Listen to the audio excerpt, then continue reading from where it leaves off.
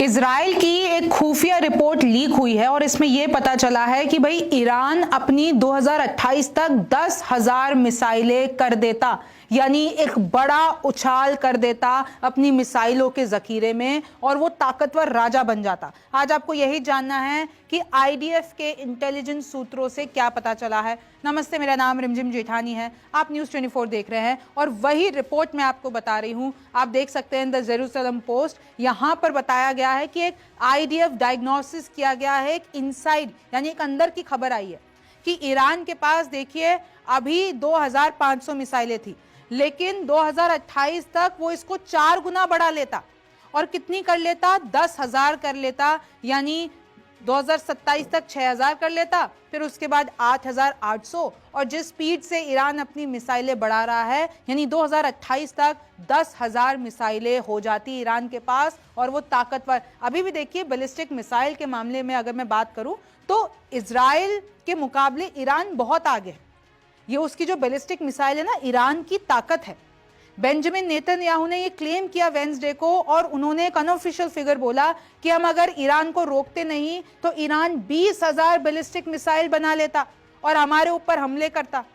फिर उधर ये भी कहा गया कि आईडीएफ ऑफिसर्स ने ये कहा, हालांकि 2030 तक, अभी 2025 चल रहा है, तो 2030 तक 20,000 मिसाइलें बना लेता। तो सोचिए ईरान, और देखिए ईरान की जो बैलिस्टिक कैपेबिलिटीज है वो अभी भी बेहद ताकतवर है और अभी तक होता आया है। तो मतलब यही बताने की इजराइल कोशिश कर रहा है कि अगर हम नहीं रोकते, हम उनके मिसाइल लॉन्चर्स पे अटैक नहीं करते, तो ईरान इतनी मिसाइलों से हम पे हमला कर देता। और सिर्फ लॉन्च मतलब सिर्फ और सिर्फ बैलिस्टिक मिसाइलें नहीं बना रहा है, वो बैलिस्टिक मिसाइल की जो लॉन्चर्स हैं उनकी भी संख्या बढ़ा दे रहा है। अभी कितने हैं, 400 है, लेकिन इसको भी बढ़ाने की कोशिश की जा रही है। और अब आईडीएफ ने दावा किया है, यानी इजराइल ने दावा किया है कि ईरान के जो बैलिस्टिक मिसाइल लॉन्चर्स है उसको हमने आधा कर दिया है हमले करने के बाद। ये 12 दिन की जंग चली तो इजराइल ने वो जो बैलिस्टिक लॉन्चर्स उड़ाए हैं अब लगभग उनके पास 200 रह गए हैं ईरान के पास, और ये ईरान के लिए नुकसान है। ईरान ने तो लिटरली उसका पूरा प्रोग्राम चलता है, वो अपने बैलिस्टिक मिसाइलों पे बहुत काम करता है और ईरान लगातार अपने मिसाइल लॉन्चर्स के प्रोडक्शन पे काम कर रहा था। ये इजराइल ने दावा किया है। Iran was on track to have volumes of ballistic missile that could overwhelm Israel defence shield. Israel ने खुद माना है कि ईरान इतनी तेजी से आगे बढ़ रहा था, इतना ताकतवर बढ़ रहा था कि ईरान जो है इजराइल के डिफेंस सिस्टम को चकनाचूर कर देता अपनी मिसाइलों से, अगर इजराइल अभी उसको रोकता नहीं तो। अभी जो 12 दिनों में इजराइल का नुकसान हुआ है उससे कहीं ज्यादा तबाही ईरान ला देता उसकी बैलिस्टिक मिसाइल प्रोग्राम से।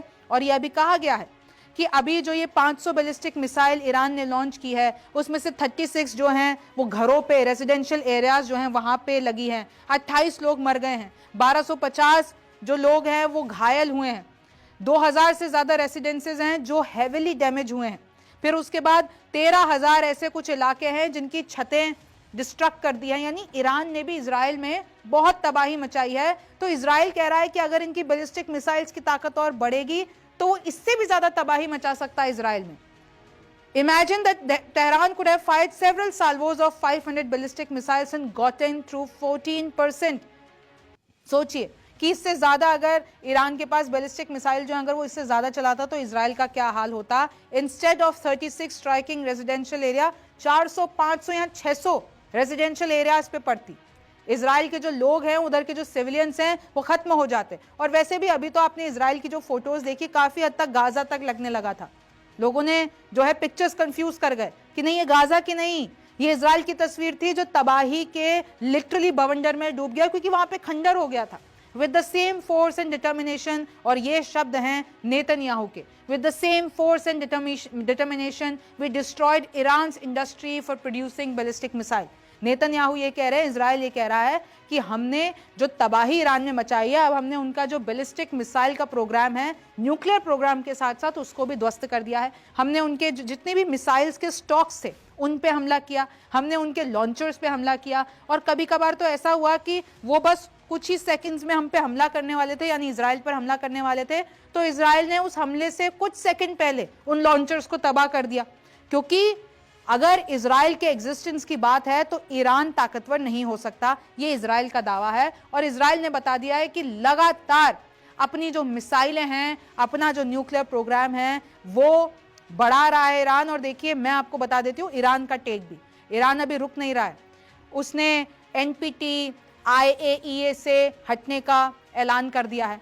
अब कोई भी यूएस ऑफिशियल, कोई भी यूएन का ऑफिशियल ईरान में झांक नहीं सकता है, जाके कर नहीं सकता है कि भाई वो न्यूक्लियर प्रोग्राम पे क्या कर रहे हैं। तो अब देखिए जैसा नॉर्थ कोरिया ने किया था, नॉर्थ कोरिया ने भी जब IAEA जो कि एक एटॉमिक वॉच डॉग है यूएन का, जो कि मॉनिटर करता है कि भाई आगे कौन कितना परमाणु के सिलसिले में आगे बढ़ गया है, तो अब वो लोग अगर नहीं जा पाएंगे, नॉर्थ कोरिया ने भी ये कहा कि एनपीटी हटा दी और उधर IAEA के समझौते से बाहर निकल गए और फिर कुछ ही सालों बाद अपना परमाणु बम बना लिया। तो अब ईरान भी उसी रास्ते पे चल रहा है। उसने भी ऐलान कर दिया है कि अब हम IAEA से समझौता रद्द करते हैं। अब कोई भी इंस्पेक्शन करने ईरान नहीं जा पाएगा। और ईरान ने यह भी बोला है कि अब जो हमारा 400 किलो का यूरेनियम है जो हमने बचा लिया है यूएस के हमलों से, हमने उसको पहले ही शिफ्ट कर दिया था, अब वो हम खाई के और अंदर पहुंचा देंगे, 300 फीट से ज्यादा अंदर, और पहाड़ों के अंदर, सुरंगों के अंदर रख देंगे, ताकि कोई भी ऐसा बस्टर, क्योंकि जो यूएस का बस्टर बम है वो तो 200 फीट के आसपास ही जा सकता है, 300 फीट के अंदर रख देंगे तो फिर यूएस को भी नया बम बनाना पड़ेगा।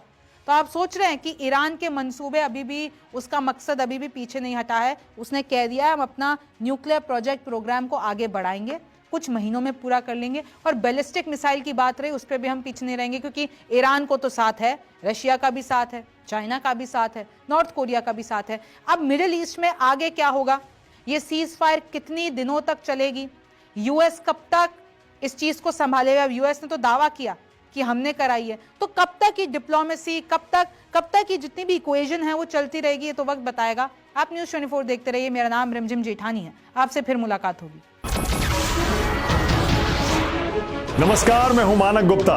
अगर आपको हमारा ये वीडियो पसंद आया हो तो इसे लाइक और शेयर जरूर करें, और हां, हमें सब्सक्राइब और फॉलो करना ना भूलें, ताकि आप देश और दुनिया की कोई खबर मिस ना करें। तो जुड़े रहिए हमारे साथ और देखते रहिए न्यूज़ 24।